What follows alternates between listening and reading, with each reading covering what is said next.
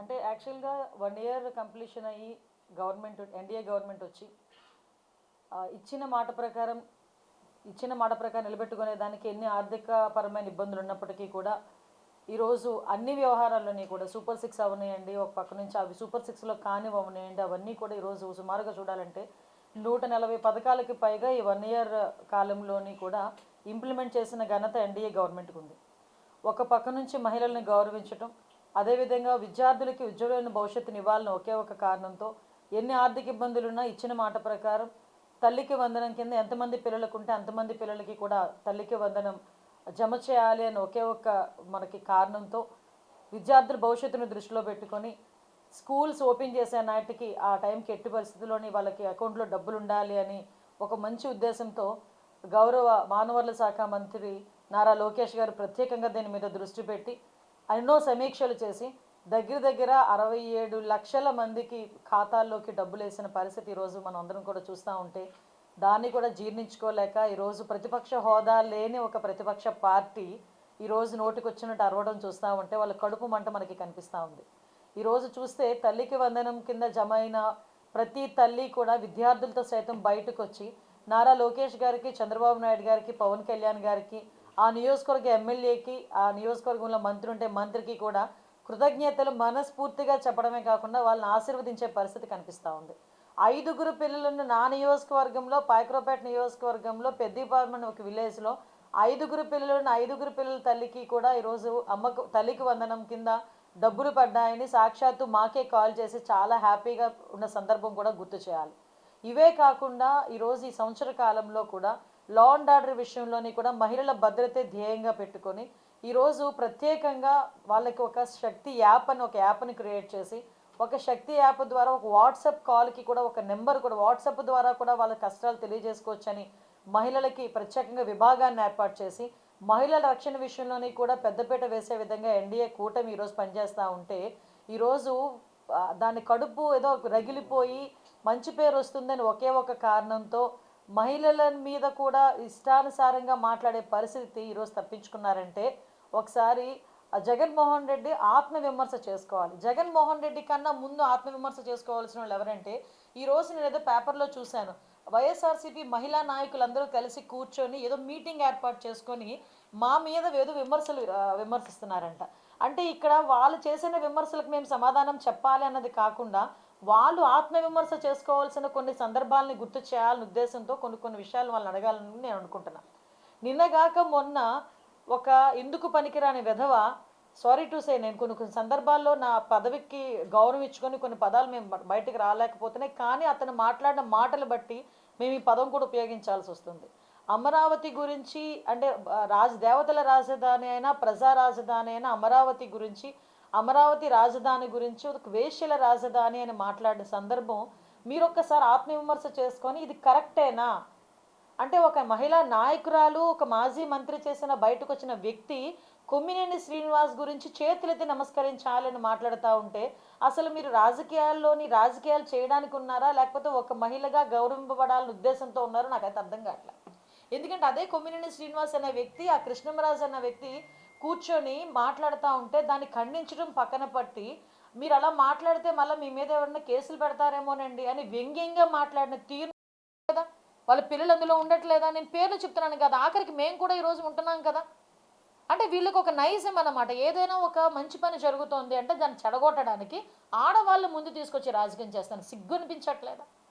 ఒకనొక సందర్భంలో చంద్రబాబు నాయుడు గారు సతీమణి గురించి, భువనేశ్వరి గారి గురించి అసెంబ్లీలో మాట్లాడితే ఆ రోజు కూడా ఖండించలేకుండా కూర్చొని సీఎం కుర్చీలో కూర్చొని వెకిల్ నవ్వులు నవ్విన జగన్మోహన్ రెడ్డిని మీరు మర్చిపోయారేమో కానీ మేము మర్చిపోలేదు, ఆంధ్రప్రదేశ్ ప్రజలు మర్చిపోలేదు. చంద్రబాబు నాయుడు గారి మీద లేనిపోని కేసులని బనాయించి, అక్రమ కేసులని బనాయించి 53 రోజులు జైల్లో పెడితే ఇదే మహిళలు ఆయనకి నిజంగా పూల వర్షం కురిపించి ఆయన రాజమండ్రి నుంచి విజయవాడ రావడానికి తెల్లారింది. ఆ విషయం మీరు మర్చిపోయారేమో, గుర్తు చేస్తున్నాను ఒకసారి. అది మా నిబద్ధత, మహిళల పట్ల మాకున్న గౌరవం. ఈరోజు మహిళల గురించి మీరు ఇష్టానుసారంగా మాట్లాడితే వాటిలన్నింటినీ కూడా మేము ఎదుర్కొని ఈరోజు ఇలా నించున్నాం. అమరావతి రైతులు ఏ నేల మీద అయితే అమరావతి రైతుల్ని మీరు అవమానించారో అదే నేల మీద అమరావతి రైతులందరూ కూడా మహిళా రైతులందరూ తలెత్తుకునేటట్టుగా ఈరోజు అమరావతిని పునర్నిర్మాణానికి నరేంద్ర మోడీ గారిని తీసుకొచ్చి శంకుస్థాపన చేయించిన ఘనత ఎన్డీఏ గవర్నమెంట్ది. దాన్ని తట్టుకోలేక నోటికి వచ్చినట్టు మాట్లాడి ఈరోజు మళ్ళీ దాని మీటింగ్ పెట్టుకున్నారంట. నాకు ఇప్పటికీ కూడా నవ్వు వస్తుందండి నాకు నిజంగా.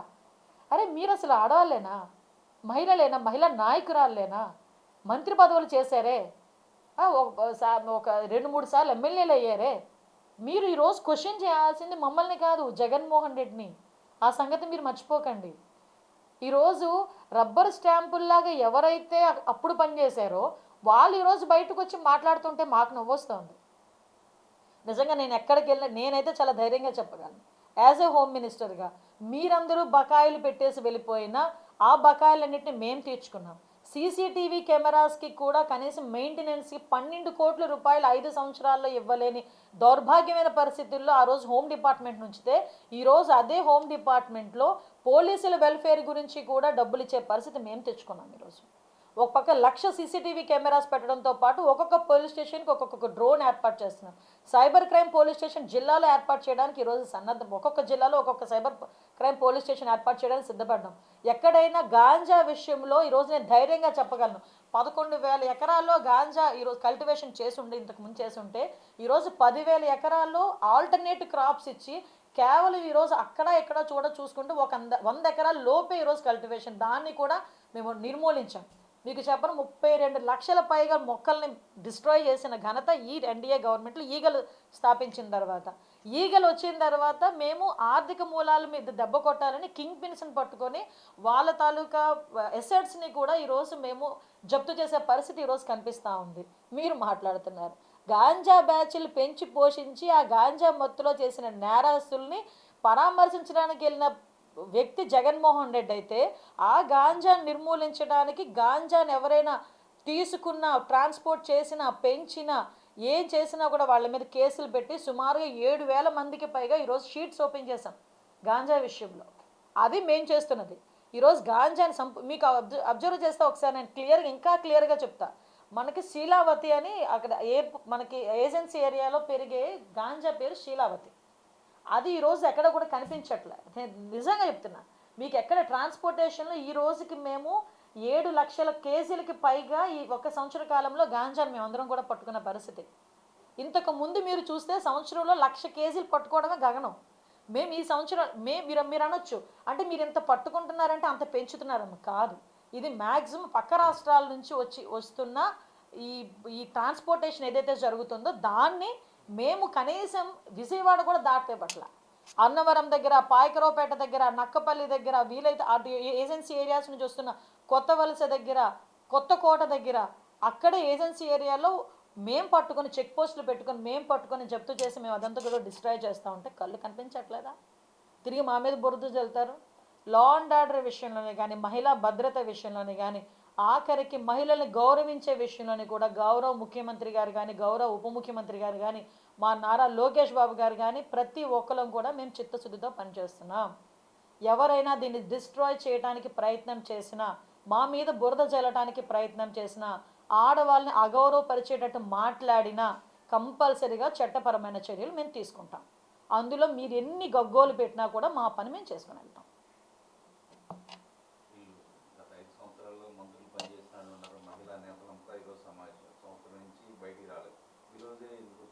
అంటే మీకు అర్థం చేసుకోవాలి, ఇప్పుడు వరకు ఏంటంటే మహిళలు అందరూ కూడా సాక్షి ఛానల్ మీద, సాక్షి టీవీల మీద ఈరోజు క్షమాపణ చెప్పాలి, రోడ్ల మీదకి వచ్చి అన్ని పార్టీల వాళ్ళతో పాటు మహిళా సంఘాలు కూడా రోడ్ల మీదకి వచ్చి మాట్లాడారు. ఈ సంవత్సర కాలంలో వాళ్ళు వచ్చి మాట్లాడడానికి ఏది కూడా వాళ్ళకి దొరకలే. ఆఖరికి ఇంకా ఎన్డీఏ గవర్నమెంట్ ముందుకెళ్తుంది, ప్రజలు మన్నల్ని పొందుతుంది అని మళ్ళీ ఎవరి చేత రాజకీయం చేయించాలి? మహిళల చేత కదా రాజకీయం చేయించాలి. అందుకు ఇంపోర్ట్ చేశారు. ఈ సంవత్సర కాలంలో ఇళ్లలో కూర్చున్న వాళ్ళందరూ కూడా ఇప్పుడు బయటకు వచ్చి తిరిగి చంద్రబాబు నాయుడు గారి మీదన మా గవర్నమెంట్, ఎన్డీఏ గవర్నమెంట్ మీద, మా మీద బురద జల్లే కార్యక్రమానికి శ్రీకారం చుట్టడానికి ఒక మీటింగ్ ఏర్పాటు చేసుకున్నారు. వాళ్ళు మీటింగ్ ఏర్పాటు చేసుకున్నది కూడా చాలా రాంగ్ టైమింగ్లో, రాంగ్ ప్లేస్లో ఏర్పాటు చేసుకున్నారు. వాళ్ళకి ఎంతమంది స్ట్రాటజికల్ వాళ్ళు ఉండుంటారు కానీ వాళ్ళు ఎందుకు చెప్పలేకపోయారో నాకైతే అర్థం కావట్లేదు. అరే ఇప్పుడు బర్నింగ్ ఇష్యూ రాజధాని అమరావతి గురించి నోటికొచ్చినట్టు, రాష్ట్రంలో మహిళల గురించి నోటికొచ్చినట్టు మాట్లాడితే ఈరోజు దాని గురించి చర్చించడం మానేసి దాని గురించి చర్చించడం మానేసి ఈరోజు వాళ్ళు బయటకు వచ్చి లా అండ్ ఆర్డర్ విషయం గురించి, అదేవిధంగా చంద్రబాబు నాయుడు గారి గురించి, తల్లికి వందనం మీద కూడా బురద జల్లే పరిస్థితులు కనిపించినాయి. ఒకటి మాత్రం నిజమండి, జగన్మోహన్ రెడ్డి ఏ రాజకీయం చేసినా కూడా మహిళలతోనే రాజకీయం చేస్తాడు. మహిళలను అడ్డం పెట్టుకుని రాజకీయం చేస్తాడు, మహిళలతో రాజకీయం చేస్తాడు, మహిళలను అడ్డం పెట్టుకుని రాజకీయం చేస్తాడు. ఈరోజు మళ్ళీ అదే రాజకీయానికి ఈరోజు తెరలేపి వాళ్ళ మహిళా నాయకులందరినీ కూడా ముందుకు కూర్చోబెట్టాడు. నేను ఒకటే వాళ్ళ మహిళా నాయకులకి, అమ్మ మనందరం కూడా మహిళా నాయకులు, మహిళా నాయకురాలు, మనందరం కూడా మన ఇంట్లో ఉన్న వాళ్ళందరూ కూడా మనల్ని ప్రోత్సహించి ఈరోజు ఇక్కడ ఉంచోబెట్టారు. అటువంటి మహిళలకే ఈరోజు అవమానపరిచేటట్టుగా సాక్షి ఛానల్లో మాట్లాడితే మీ అందరికీ కూడా ఆ బాధ్యత ఉందా లేదా, దాని గురించి క్వశ్చన్ చేయాల్సిన బాధ్యత ఉందా లేదా, ఆత్మవిమర్శ చేసుకోండి. నేను మిమ్మల్ని ఎవరిని విమర్శించట్లే, ఎందుకంటే మీ రాజకీయ నేపథ్యం మీది, మీ రాజకీయ స్కూల్స్ మీవి. కానీ ఒక మహిళగా ఆలోచించి ఇది కరెక్టా? తల్లికి వందనం గురించి మాట్లాడతారే, మీరు అమ్మ ఒడి అని చెప్పి 15,000 ఇస్తామని చెప్పి 13,000 ఇచ్చారు. ఆ రోజు 2,000 ఏం చెప్పారు? ఆ రోజు కూడా మీరు ఏం చెప్పారు? మెయింటెనెన్స్ గురించి అని చెప్పారు. అదే ఈరోజు మేము ఎంతమంది పిల్లలు ఉంటే అంతమందికి తల్లికి వందనం ఇస్తూ ఆ 2,000 రూపాయలు కూడా స్కూల్ మెయింటెనెన్స్ గురించి అని లోకేష్ బాబు గారు పక్కన పెడితే, ఎవరో ఒక ఎందుకు పనికిరాడో ఒకడు అంటాడు,